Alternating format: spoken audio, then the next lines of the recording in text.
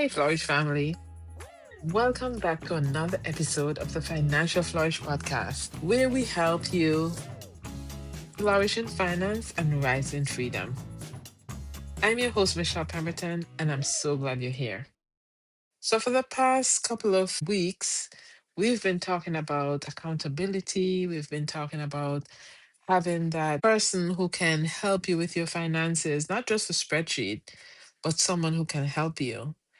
And we're going to talk about finding that accountability partner, finding that money person is the name of this episode today. If you remember, maybe 2 episodes ago, I told you about a story of these two friends who basically came together and became each other's accountability partner. And I'm sure that some of you thought that, oh, wow, that sounds really good. That's a good idea. But then soon after, you thought, I would not even know who to ask. Or you might have said, well, that sounds great for them, but my friends are not really into this stuff. Or some of you might have said, I do not have anyone who I feel comfortable being that honest with about my money. Now, if any of this happened to you, I understand. But I want you to know that hesitation is normal. It's something that people do all the time. So, this is what we're going to talk about today because you don't immediately think of who's going to be your money person. And we're not just talking about why it matters, but we're going to cover the practical part of accountability. So today I'm going to walk you through exactly how to find your money person, who to look for, what to actually say, what to do if your first attempt does not work out. We're going to look at the whole thing. Now, one thing that I've noticed over time is that when people decide that they want an accountability partner for their money, they almost always overcomplicate it immediately. They start thinking they need to find someone who is a financial expert, someone who is at the same income level as they are, or someone with the exact same goals. And they start thinking that, this need to be something big and structured. It need to be a curriculum, a system. I like programs. I like structured programs, and I think they're really good. But the truth is that what's going to change everything for you is not a program. As I spoke about the two friends, they did not have any big fancy program. And I can tell you that what they did was just, you know, call each other on a specific day and just talk about what is actually happening. So I don't want you to make this complicated. I don't want you to find a reason not to do this, right? Because sometimes that's what's happened. So if you decide you need a perfect person with a perfect setup, then you don't have to do anything because that person is not there. And so you feel like it's better to just wait rather than asking. Before we go any further, I want you to lower the bar way down. Your money person doesn't need to be a financial wizard. They do not need to be exactly like you in your financial situation. They just need to be someone who will actually show up and actually ask the questions. So let's talk about what to actually look for.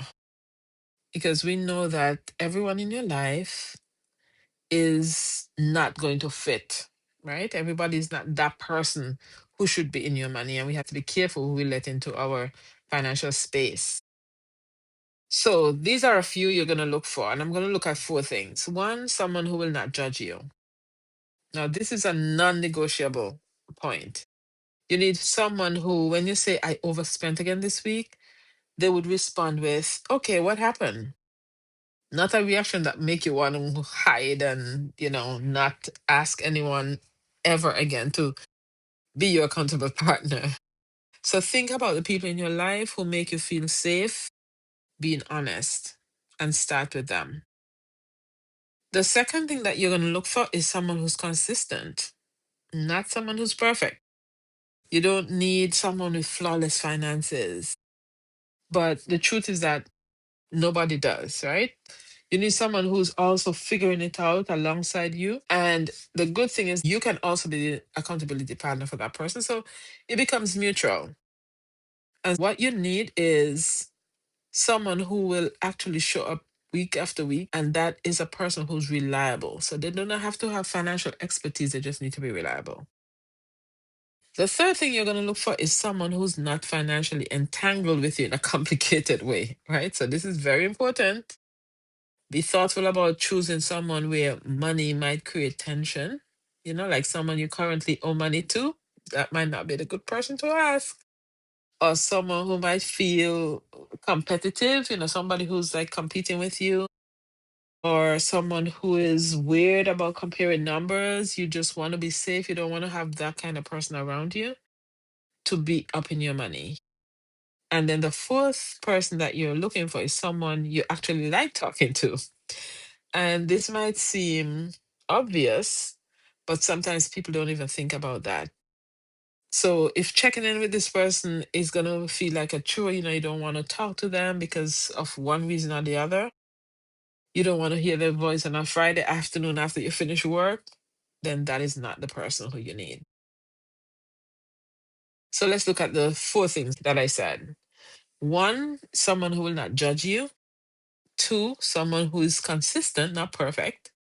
Three, someone who is not financially entangled with you in a complicated way. And four, someone you actually like talking to. So now that you've heard these, I'm pretty sure that someone comes to mind. So who's that person that comes to mind? Is it a friend? Is it a sister? Is it a co-worker? That is a person in your mind who you should actually go and talk to so that they can be that money person for you. So who's a money person? You might be asking yourself. A money person is someone who supports your financial journey, someone who knows what you're working toward, someone who can encourage you when you're discouraged, someone who can challenge you when you're making excuses, and someone who genuinely wants to see you win. There are different types of money people. The first one we're going to look at is the accountability partner. And this is the person who checks in regularly and asks how things are going.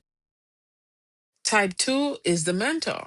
A mentor has usually walked the road before you and can help you avoid unnecessary detours. Type three is the encourager. Sometimes people don't need more advice, they just need someone to say, keep going. And then the fourth and the last is the truth teller. This person tells you what you need to hear, not what you want to hear. So, who should not be a money person?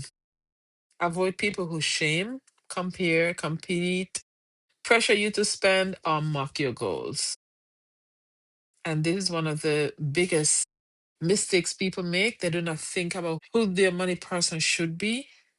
And then they find themselves in a situation where they're not moving forward because the support that they're supposed to get is not creating any success, but it's creating more issues in their lives. So I want to tell you a story about a woman, and we're going to call her Dawn. Dawn has been wanting to get serious about paying off some credit card debt for some time now. She knew the number, she had a plan, but she kept putting off actually starting because, in her words, she did not want to do it alone again. So she had a coworker who was friendly, but not really super close. They ate lunch together sometimes and talk about their kids, normal coworker stuff, but nothing deep. So one day at lunch, Dawn said to her coworker, Meredith, I really need to stop ordering food delivery 4 times a week. And Dawn laughed and said, Girl, same. And Dawn kind of on an impulse said, Okay, what if we actually held each other to it? Like we report back on Mondays. Now, Meredith said, Sure. And that was it. That's it. Nothing formal, nothing, just two co-workers deciding casually to check in on each other. So for the first few Mondays, it was kind of funny. They would just say things like, I failed, I ordered food twice, and they would laugh about it. But interestingly, they started being better. They were on a better path because, they had to report back to the person, and you don't want to keep reporting to someone every week that you have failed, right? So In about 10 weeks, they shifted their habit. They started saving, they started paying down their debts. And before you know it, they were on their road to financial freedom. And that was because they had an accountability partner. It wasn't anything, as I said, formal, it wasn't structured, it wasn't complicated.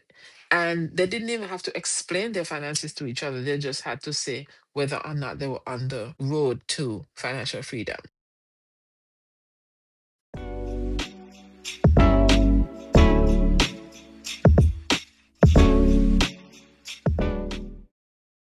That sounds good, you're saying, but maybe I'm not in the same situation as her. So, what should I say? So, let me tell you something practical how to say. Let's look at this. Let's say it's a friend. You can say, hey, I'm trying to get a handle on my budget, and I think I would actually do better if someone checked in with me. Would you be willing to text me once a week and ask how it's going? Easy, right? Let's say it's a family member or maybe a sibling. You could say, I'm working on some financial goals this year, and I do not want to do it totally alone. Can we do a quick call once a week, even just 10 minutes to talk about how it's going? That's it. For a coworker, you could do the same thing that I spoke about in our story. And if it's someone from your church or your faith community, you can say, I've been wanting to be more intentional with my finances, and I think I need someone in my corner. Would you be open to checking in with me sometimes just to ask how it's going? Easy. There's nothing here suggesting that you have to be a financial expert. All you want is someone who is honest and someone who's going to call you and make sure that you're doing what you're supposed to do.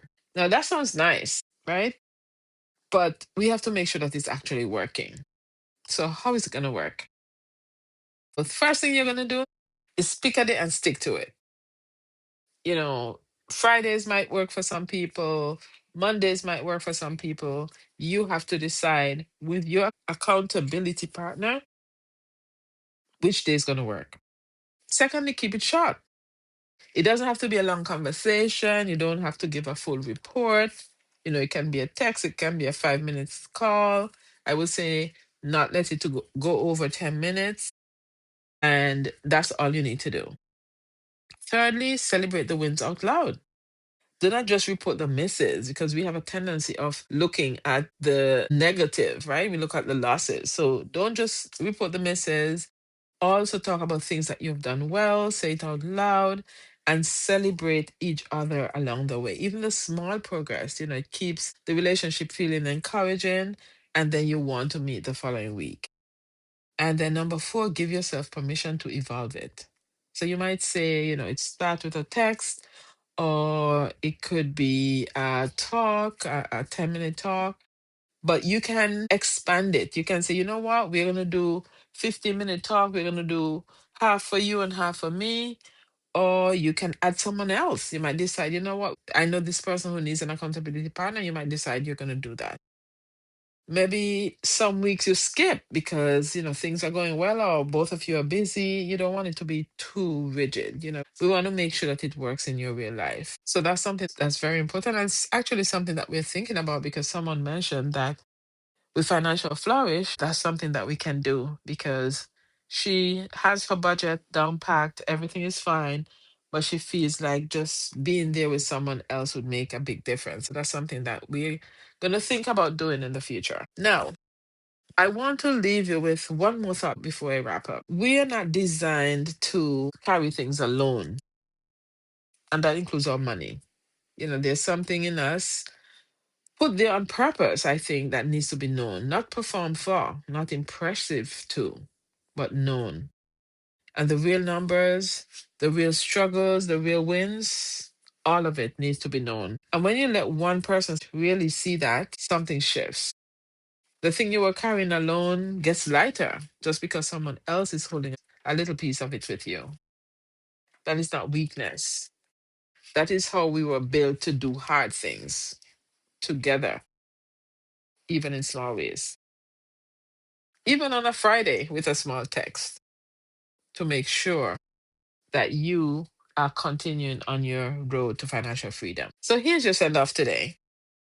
You do not need a perfect plan. You do not need a formal program. You do not need to wait until you have figured it out. You need one person, one honest sentence, one small yes. So this is your homework. And I really hope that you would do this. Before the week is over, think of one person. Send the text, make the ask. It doesn't have to be perfect, it just has to be real. You might be one text message away from your own money story, your own moment, but you cannot know this until you send the text. Finding your money person matters. You matter. And the life you're building absolutely matters. Remember, you're here today because you want to flourish in finance and rise in freedom. And I hope that you will make the effort, one small effort, to find your accountability partner so that you can definitely flourish in finance and rise in freedom. Thank you so much for being with us here again today. This episode was practical. It's helping you find the person who's going to help you get to the place you want to be. Nothing complicated, very easy. Now, if you know someone who can benefit from this, please invite them to this episode. You can find us on Spotify, Amazon, Apple Podcasts, wherever you listen to your podcast. You can find us there. And I do hope that you will leave us a comment and let us know about the episode. You can find us on Instagram as well, @_financial_flourish, and on our website, www.absoluteaccountingcpa.com/financial flourish. I look forward to hearing from you. And as you take one more step towards your financial goal, don't forget to flourish.